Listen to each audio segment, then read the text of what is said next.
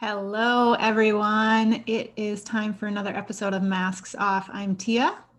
And I'm Kim. And today we're going to start off with our quote right away, and then we will explain what that quote has to do with our topic for today. So it's from Dana Barzilay.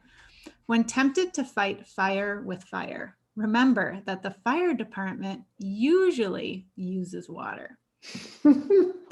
So it's a different type of quote than what we normally do. Yes, it's kind of fun and cute. It is. And so we were talking about pressure and using the analogy because we really, we like those things to compare it to in life. And we were thinking of fire. And Kim found this quote, and it's just feeds that, are you fueling your pressure fire? So are you adding more fire to the fire? Are you adding more gasoline to the fire? Are you making it just get worse and explode? And so you feel overwhelmed. You've got this massive fire in front of you. Or are we adding water or something to suppress or just allow that pressure to be there without it overtaking our lives? Yeah. So there's a reason we don't fight fire with fire, right? Just grows. Exactly. Gets bigger. So pressure is normal. Yeah. To some extent. I mean, for me, we were talking about negative pressure and positive pressure. Is the pressure helping or hurting? So I'll use a positive example for myself. Okay. Is pressure helps me get things done. I'm not a procrastinator per se. I like to do things along, but I kind of go slow and steady. And then, so for example, if I have a presentation to do or something, and it's a new one, not one that I haven't done before, I kind of work at it. It's there, it's in the back, and I take notes. And then, the date's getting closer, and I'm like, oh, okay, it's time to put this thing together. So that pressure is positive. So I'm fueling the fire gently, adding a stick, adding a log here and there to keep the fire burning, to keep the pressure on instead of ignoring it. And then when the pressure is there, it gives me that added, okay, it's go time now. It's time to create. It's time to put it all together, take all those little bits and sticks that I had, put them together to create a positive pressure that gets me motivated. Just like anxiety is positive or anxiety can take over. Same with pressure. Versus I'm going to ignore it forever. And then all of a sudden the fire's growing, and now I can't even think and I get into paralysis type of thing. So what was coming up for you when you thought of pressure? Negative pressure, positive pressure? Yeah, I'm thinking about that pendulum swing. So like where, a majority of the time I was all the way over to the one end where there was just like so much pressure in a negative way. Right. And I always go back to the example of when I was in school, right? And really we kind of had this little mini conversation before we started recording just about, again, we have college age kids and, the pressure that is put upon them in schools, I feel personally is outrageous. Agreed. And unhealthy, right? And then part of why I say that is not only watching like my daughter go through it, but remembering how it was for me back in school. So like in high school, I remember my freshman year, I was first of all starting high school. So that's a pressure in and of itself, right? Because it's new. Then I played soccer, which I had never played soccer before. So that was like pressure. What was I thinking? And then I was in the marching band. So like 2 or 3 nights a week, I would go from school all day, right to soccer practice, don't even know when and how I ate, to going right to marching band practice from 6 to 9, going home and then doing homework. Oh my goodness. Right. And that was like 2-3 days a week. And then, the weekends you had games and blah, blah, blah. Right.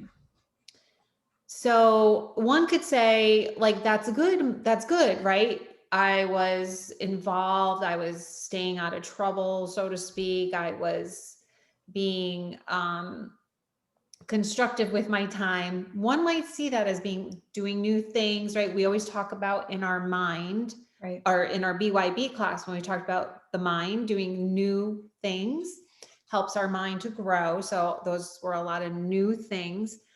But I was overwhelmed and exhausted, right, and I just remember this having this pattern throughout a majority of my life of taking on more than I could chew.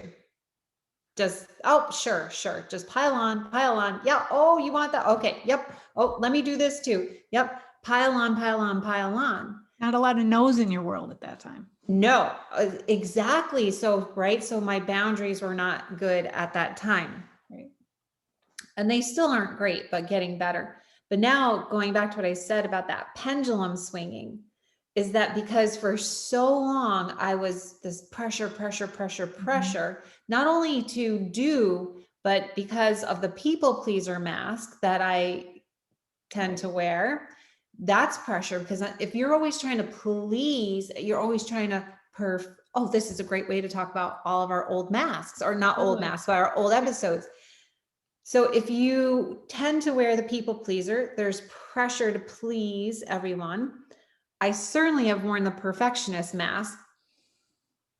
That hence what I was saying about soccer, marching band, grades, blah, blah, blah. That was all trying to be perfect. There's so much pressure that goes along with being perfect.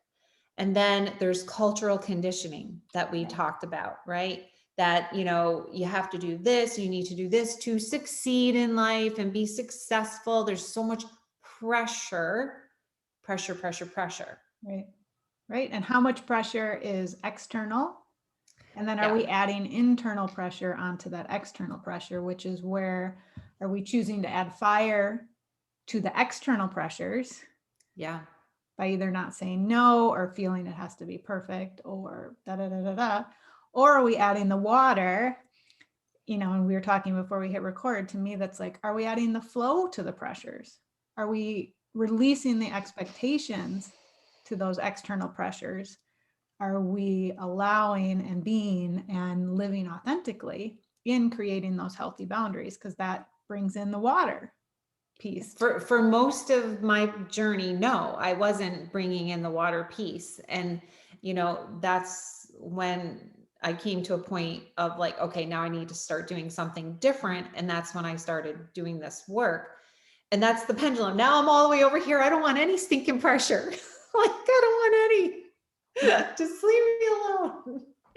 Right? I'm going to the other end. And so always in changing any kind of behavior, you're at one extreme, you might swing to the other extreme to then come back to the middle, which, you know, is what I'm trying to do. And so I brought up the whole example of Wildfit, because Wildfit is this 90-day challenge that I'm doing through Mind Valley. It's a great program. I'm on day 15. And it's about learning how to eat, have a healthier relationship with food, have that food freedom. And while I chose to do that, there still is pressure involved, because this week, and today is only the second day of this week, we have to eliminate refined sugars. Well, let me tell you, there was pressure. I had to go out to the grocery store. I've had to get all new food. I'm having to read labels. I'm withdrawing. There's like all kinds of stuff going in. And that is internal, because I'm the one who wants this, right? That's an internal pressure. Okay. But I think to go along with what you were saying earlier, when you mentioned, is it external or internal? I think initially when we're little, it starts as this external pressure, but then the voice becomes internal, that voice, that critic of you should do this, be perfect, please this one, you know, do this, do that. Right. But those external pressures we felt as a kid. Yeah. It was be loved or not loved. If we didn't get good grades, we had less love, that perception. Whether that was true or accurate depends on your family or your perception. But we then internalize all of that. Yeah. And it just continues to show up. I mean, what was coming to me, thinking of the fire again, and like where, you know, like your Wildfit and everything, all the other examples you were using. So I don't know if people are familiar with prairie burns, right? So nature used to naturally burn the prairies. That was part of the natural process. And of course, we mess up nature. So now humans have to create the prairie fires. And so what do? They go into the prairie in the spring with their fire torches and they light the prairie on fire. And they make fire breaks. whether Which is that's what? What's a a fire water break? break, Oh, okay. or they mow a path. So then all of a sudden, all the brush isn't there to continue the fire. Okay. So the fire, just for simplicity, let's just say it's a square patch of prairie. So they started on one side and the fire goes across. For those of you listening, you can't see my hands, but if you're watching, you can. And so it goes across, but then they've mowed a path around that square. So then it stops. So it's a fire break, or they've, they have the water packs and they put the water. So all that fire is internal. All of the prairie is in this internal box, let's say, because they've created the no around it, right? No, you cannot, the fire, you are not allowed to go past this break. I'm not going to add more fuel. We're not going to let you hit that next patch of prairie or that forest or whatever is there. So how do we navigate those internal pressures without adding external expectations and the external pressures? Because like I was saying at the beginning, for me with work, I like having some pressure. That, like, I rise up to it, it feels good. But when I start to be like, ooh, is someone going to actually take away from this using a presentation? Are they going to take it away? Is this going to make sense to them? When I start thinking about it from a judgment standpoint, or I'm not going to provide, versus, hey, I'm going to show up, I'm going to provide material that has value, and they're going to take with it what they want. But if I start to say like, well, so-and-so may have this question or that, I have to add all that in there. And then all of a sudden my presentation, which it needs to be an hour, is 3 hours worth of material. So I added the pressure and then I have to break it down again. So it's just more pressure, versus if I create that boundary, like, this is all I have time to talk about, and I'm going to rise up to it, and I'm going to create it within that safe container, that safe fire, or a fire ring. Like you have a campfire, you have a fire ring, it's contained, versus letting everyone else influence. Like you said, when we're kids, that external influence from teachers, from counselors, from society, from family, and saying no. So like for Wildfit, for you, you have the external pressure of the program, which you chose to sign up for. So that's just input. Then you put it in your little box of Wildfit for you. So how do you navigate that pressure without making it become more added external, or comparing yourself to other people going through the program, or whatever pieces come into play? Yeah, no, that's a really good point, because we do have a Facebook group. And so I do read some of the comments and I can see myself slipping into like comparing, like some people who maybe have eliminated refined sugars before are having a fairly easy time with it, versus like, I'm like, oh my God, like I gotta go have some freaking food. Like, I'm saying like fruits and vegetables are not food. I want the sugary food. Right. So yeah, so if I go ahead and compare myself and my progress to what someone else is doing, I'm certainly going to add more pressure and more fire, right? Going back to the quote, when tempted to fight fire with fire. And it's interesting because we're talking about fire, and in the program, they're having us use a food devil and a food angel, right? So the devil kind of like with the fire is the fire. And the devil is the one that's saying, oh, come on, you want to have that. It's just one little bite, that kind of thing. So, and my food devil is just really kicking up right now. So I don't want to add more, right? I don't want to add more pressure to that. Right. So how do you navigate that now moving forward? So how I'm navigating it is that literally just like in a 12-step program, 1 hour at a time, one day at a time, I am doing the best that I can do. And, I keep going back to my why. So they had us at the beginning of the program, journal and list, what is your why for doing this? What's my why? And when I come back to that, that's like our true north class, right? Having the compass and the values. It's like, it's almost my value. What do I want? I want food freedom. I want freedom. So when I start getting into, if I'm comparing or I'm feeling, defeated, or the self-sabotage or any of that other shame gremlin stuff, or I can't do this kind of stuff, I come back to, well, what's my why? Yeah. Yeah. And so that is adding water Yeah. because it's a healthy pressure. Yep. Because just like, we said anxiety, same thing. Pressure. It's not bad. It doesn't have to be bad. So are we, and to break it down even more, are we in a lack-based mindset around pressure or abundance around pressure? Because you choosing to do this program, you have a clear why. And so you can choose to stay in that abundant, like, I want to do this to have this food freedom when we're all done with this program. Right. Or lack-based, oh, it's never enough. So-and-so's further along, then you're in that lack. I can't do this. It's pressure. Too hard. Right. And Versus I'm adding more here's an pressure. opportunity. Yeah. Am I going to take it? And it's not. And I think we're wired for the pressure too, right? Like, oh yeah, I think our brains are wired just from needing to be able to survive, right? Survival instincts, just being in the wild and whatnot. You have to always be aware and looking out for the mountain lion, so to speak. Right. So we are wired to have that. I just think it's when we keep fighting fire with fire is when we just add on more than we need to. And that's that pendulum swing you were talking about. And it's very easy, especially in our culture. It's never enough. Yeah.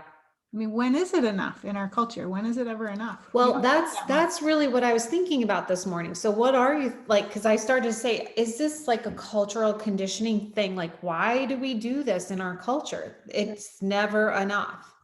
So what are your thoughts on that part of it? Well, I think, I can only share my personal experience. It's been a process as a recovering perfectionist. It never was enough. Like, I can never know enough, do well enough, make it perfect enough. And I was not the type often. I mean, I did fall into the, well, if it can't be perfect, I'm not going to do it at all. Like avoidance. Yep. That was not my go-to. My go-to was just to continually refine. Like if I wrote something, I'd rewrite it or I'd edit it over and over and over and over until finally like the deadline's there and I can't change it anymore and it has to be good enough. Now, I love the good enough because when I create something or I write an article or whatever it is, I'm like, you know what? It's good enough. I can spend more time, more energy to trying to make it change one word or one phrase or do this because it's never enough, which is what I culturally believed for the longest time. Like, you can always do better, do your best, but people say do your best, but they don't actually mean do as best as you can in the moment. It's always, you can always do better. I mean, you look at like the whole process of ACT and SAT scores to get into college. I mean, my daughters did very well and still there was pressure from the school. Like, why don't you take it one more time? It's like, why? I won't say their scores, but really what's the point? Because honestly, it's not going to make any difference because they're already at this point. It's literally not going to change anything. So why torture yourself to get one more point on an ACT exam? Seriously, what's the point? Because it's never good enough. So it's just that cultural conditioning versus, no, you did your best and actually believe it. And what is best? All of that is all subjective anyway. So for me, it's been that my good enough is good enough. Could it be better? Maybe. But is it worth the energy and the fire? Yes. It's not most of the time for me anymore. Sometimes it and is. By whose standards anyway? Who's saying it's not that? What is better? Who's creating that, marker for what is better? Right, because that's their own perception. Exactly. So we could create a course with good enoughness, like, hey, it's good enough. Yeah. And then 90% of the people say it's amazing. And then there's that 10% who are like, what? And it's like, okay, but we can't go towards just that 10% or 1%, because then you're leaving everyone else behind. Because if you make it too much, then other people miss it. So I'd rather make it good enough. And then if we get feedback to make adjustments for future, that's helpful. I don't know. I feel like I'm. No, I think that it is important to not only, I love what you're saying about the good enoughness, because I can totally relate, and that's so a big part of it. And I think that the other little piece to just mention before we do wrap up is the part about failure. Yeah, that's our hey, maybe we should talk about that next. Right? Like the failure piece, because and who says it's failing? Again, who defines what's a failure? So, or making a mistake. Like maybe these things have to happen, like getting a speeding ticket, those kinds of that would be considered maybe a mistake. Or I'm trying to think of other examples. So you get into, I'll say you get into a car accident or something. Like who says that that is a failure or something wrong? Right. It's the good, bad binary. We live in this world. Yeah. Everyone wants to put things in. I shouldn't say everyone, that's another global thing, but I'm speaking kind of the global pressures. It's good or it's bad. What if it's both? I know. Yeah, it's no fun to get a speeding ticket, but what if that speeding ticket saved your life? Yeah. So is it good? Is it bad? Maybe it just is. Yeah. And so when we let go of trying to put everything into these boxes, this is a failure, this is not a failure, this is perfect, this pressure is this or that. What if it just is? What freedom is there in that? I mean, just when you say that, I feel like the pressure cooker just releasing. Like, I feel like you just put the water on the fire. It's so soothing when you just say, what if it just is? And it's not good, it's not bad, it's not right, it's not wrong. We do live in this world of duality where there's good. What is that quote by Rumi? Meet me in a field? Yeah. That would have been a good quote. That speaks to this, right? I'm writing that down. Maybe we'll use that for a quote for our failure. Yeah. Okay. Awesome. The duality piece. The duality piece for sure. Well, this is really, it just is. I can't even tell you just in my life alone how much failure and not good enoughness has created so much pressure. And like I said, that's why I spent so much of my life in that space. And now I'm swinging to the other end, because now I'm learning by doing the inner work and being on this journey, how much more peace and freedom and joy and authenticity and just releasing that. Right. And it's freedom. And I'll come back to like wanting a little more of the healthy pressure. It's a little more. And I am. I mean, let's face it, even showing up every week to do a podcast is in a sense pressure, but it's like it's a good pressure, right? It's like, oh, I have a commitment, we're showing up, we're recording, we're doing, episode notes, whatever. I'm doing the Wildfit, showing up for a client, there's those kinds of healthy pressures. It's just when we add the fire to the fire. Exactly. And it's finding that balance, and we slip out and we come back in. Yeah. Sounds so simple, but it isn't always. Easier said than done, but you have to start somewhere, right? Totally. Taking baby steps. So exactly. All right. Well, thank you everybody for listening and for supporting Tia and I in our Masks Off podcast. It was great to be here today, and we'll see you the next time. Sounds good. Take care, everyone. Bye.